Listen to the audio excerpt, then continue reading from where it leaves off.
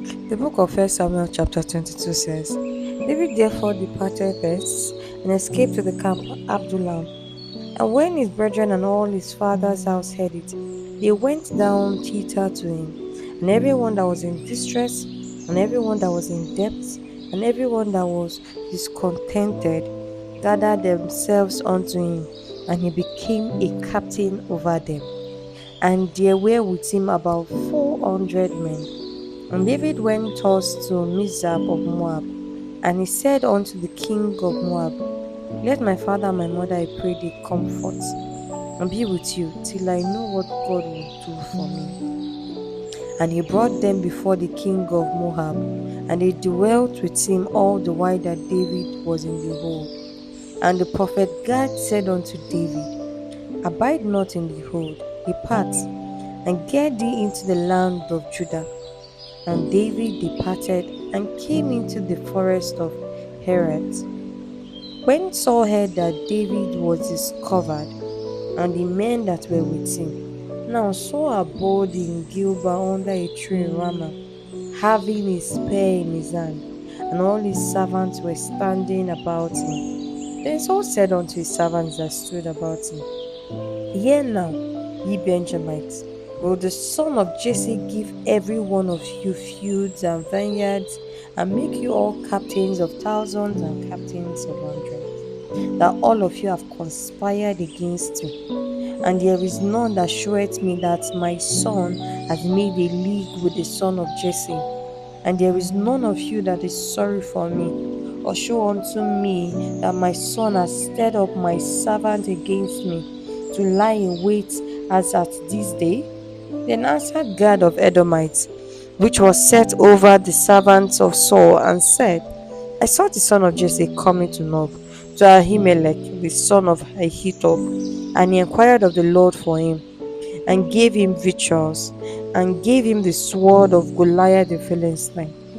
Then the king sent to call Ahimelech the priest, the son of Ahithob, and all his father's house, the priests that were in Moab, and they came all of them to the king. And Saul said, Hear now, thou son of Ahithob. And he answered, Here I am, my lord. And Saul said unto him, Why have ye conspired against me, thou and the son of Jesse, in that thou hast given him bread and a sword, and hast inquired of God for him, that he should arise against me to lie in waste as at this day?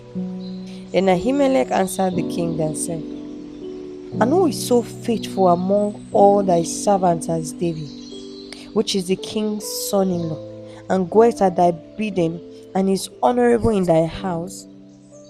Did I then begin to inquire of God for him? Be it far from me.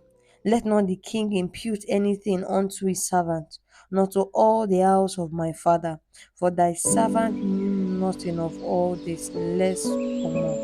And the king said, Thou shalt surely die, Ahimelech, thou and all thy father's house. And the king said unto the footmen that stood about him, Turn and slay the priests of the Lord, because their hand also is with David. And because they knew when he fled and did not say it, shew it to me. But the servants of the king would not put forth their hand to fall upon the priests of the Lord. And the Lord said to Gad, Turn down and fall upon the priest. And Joab gave them my turned, and he fell upon the priest, and slay on that day 85 men that did wear a linen ephod. And Nob, the city of the priests, smote he with the edge of the sword, both men and women, children and suckling, and oxen, and asses, and sheep, with the edge of the sword. And one of the sons of Ahimelech, the son of Ahithob, named Abiathar, escaped and fled after David. And Abiathar showed David that Saul had slain the Lord's priest.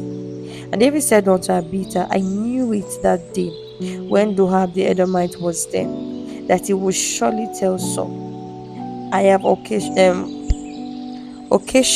the death of all the persons of thy father's house. Abide thou with me, fear not, for he that seeketh my life seeketh thy life, but with me thou shalt be in safeguard. Thank you.